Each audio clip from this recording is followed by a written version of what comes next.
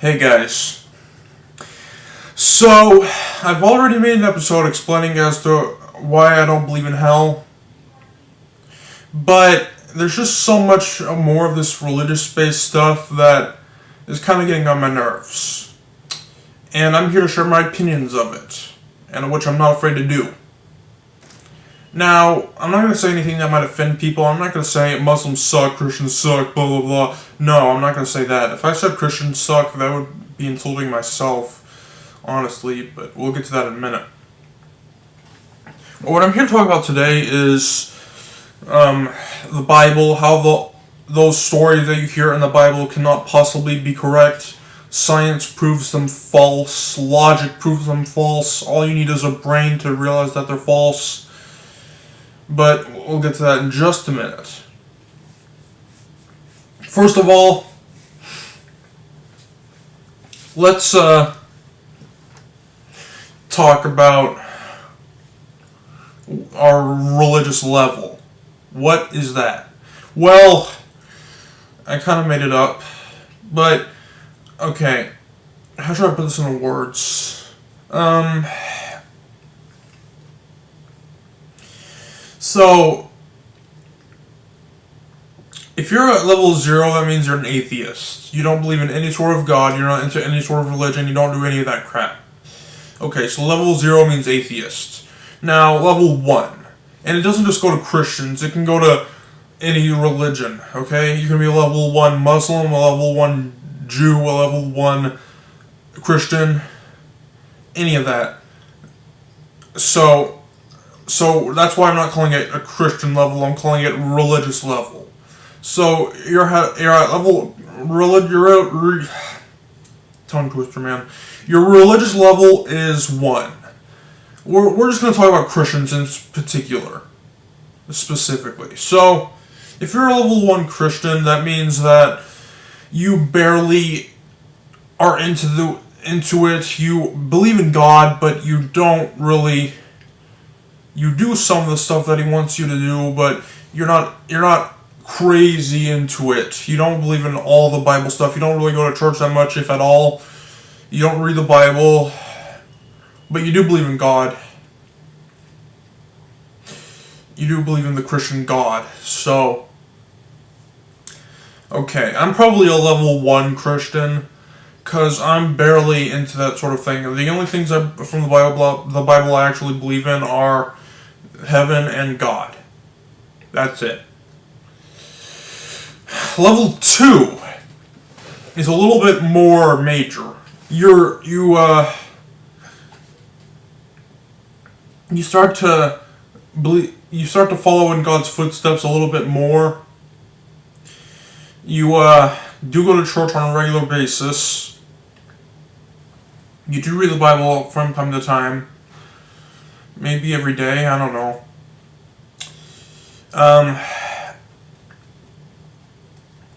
You don't do sex before marriage because,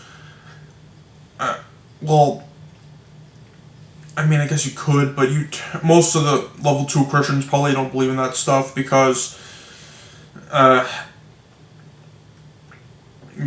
what causes divorces, apparently. At least that's what they believe. They do Christian stuff. Okay, that's cool. Level 3. This is kind of overkill. These are the people that are obsessed with the Bible. They are so obsessed with it. They go to church all the time. Maybe they probably even get up in the middle of the night just to go to church, okay? It might be a tornado outside. They go to church, okay? They don't care. They're going to church.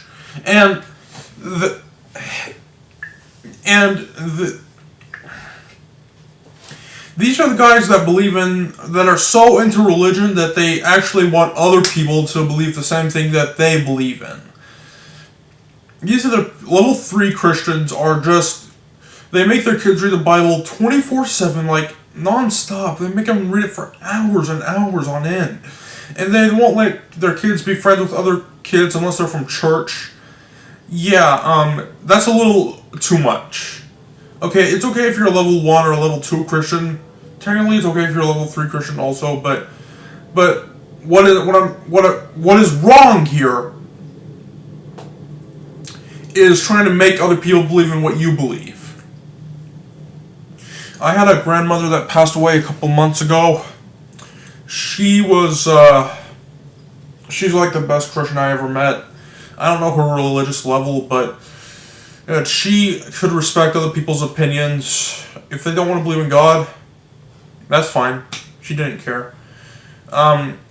She tried her best to help other people, and that stuff. That's awesome. But yeah, so now you know what the religious levels are. And level 3 and maybe even a few level 2 religious level guys. Did I really need to say level twice? If you're some guys that have a religious level of 3, and or maybe some guys that have a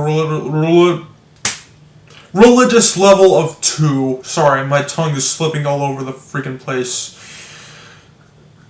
They believe in these Bible stories. I don't believe in any of it. I don't believe in any of the Bible stories because they're false. In fact, they're not really something you believe in. They are false, whether you believe in them or not. It's like saying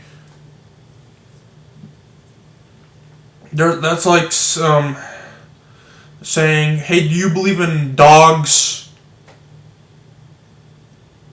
Dude, that's not something you believe in. They are real, whether or not you believe them. So, just like aliens, okay? Aliens are real. I kid you not. They are real. And you don't need to be a genius to know that. If you don't believe in aliens, you're kind of stupid. But this is even more ridiculous, though. So, let's start with David and Goliath. I don't have much to say on this topic, but David, this little kid, well, he was 17, but compared to this guy that he killed, he was little. And he threw a rock at his forehead, which could be lethal. But this guy was 9'11", from what I've heard. His name was Goliath. And he threw a tiny pebble at his forehead with perfect aiming. He swung around, whoosh, and it went,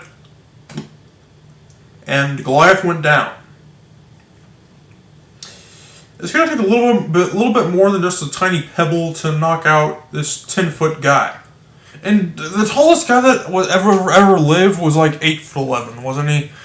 So this is a foot taller than that, and this was like what, thousands of years ago? I thought people were shorter back then because of lack of medicine or something.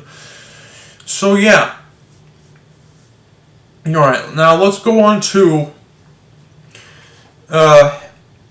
Noah's Ark. This one is ridiculous.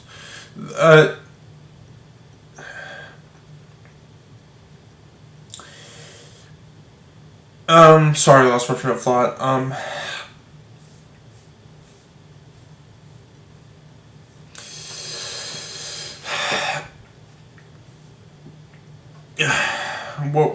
Noah's Ark, that's where we were. One time in 10th grade, we were doing, this might sound random at first, but trust me, it is relevant. So, one time in 10th grade, we were doing something about the Earth being flat, which some people actually believe in. And I was like, if the Earth were flat, then how would Noah's Ark work? And this other guy was like, Noah's Ark isn't real. And I was like, neither is a flat Earth. We're just pretending that both are real. But How would Noah's Ark work if the Earth were flat? Or even if it were round, which it is. How would it work? Answer, it doesn't. Apparently this huge-ass flood just covered the whole freaking Earth.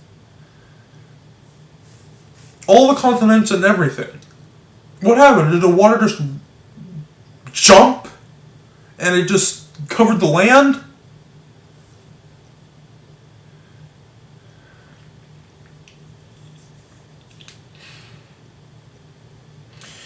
Alright, well, no. I'm calling bullcrap on that one. And Noah built an ark that took him 100 years to build. Wouldn't he have died in that time? And he put 2 of every non-aquatic animal on it.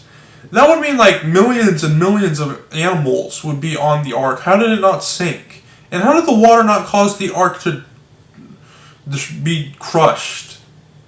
So many flaws. So many flaws. Look, if you believe in God, that's okay, but did you really have to create this crap and expect people to believe it? The one that pisses me off the most is Adam and Eve. You know how, in your history class where you were learning about prehistoric times, not prehistoric, but the Stone Age, and you were learning about manless and crap, and you were wondering what the first people on Earth looked like and how they behaved? No, guys, you got it all wrong. You got it all wrong, okay? The first people were Adam and Eve. And they looked just like we do now.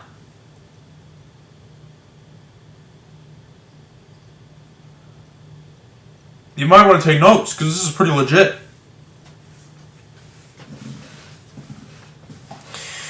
It's not possible to know who the very, very, very first people who were ever born are. And besides, we evolved from apes anyway, so I don't know, okay, there's an ape and there's a human. There must have been a period where we were half ape, half human, and then we became 51% human, 49% ape. That's when the first people were born, probably. But they weren't Adam and Eve. There was no garden with thousands of trees and only one that you couldn't eat from. There was no snake that talked to Adam and told him to eat from that tree. This never happened. And back in the day when I believed in this stuff, I was like, why did Adam do that? Why did Adam there are so many damn trees. You chose the freaking one that you're not supposed to eat from and you ate from it. Why? And our pastor at church, he doesn't know me in person. He doesn't even know me at all. But he said something very similar to what I just said. And he was like, guys, you would have done the exact same thing if you were Adam. Actually, no, I wouldn't have, because if a snake talked to me, I think I would get the gun. None of that crap. I would be the hell out of Dodge if I saw a regular snake, let alone the one that was talking.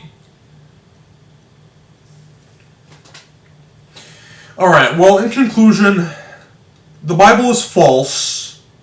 I'm like 99.14% sure it's false. And that's pretty close to certain.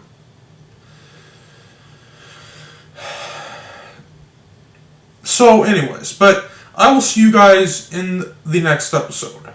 Goodbye.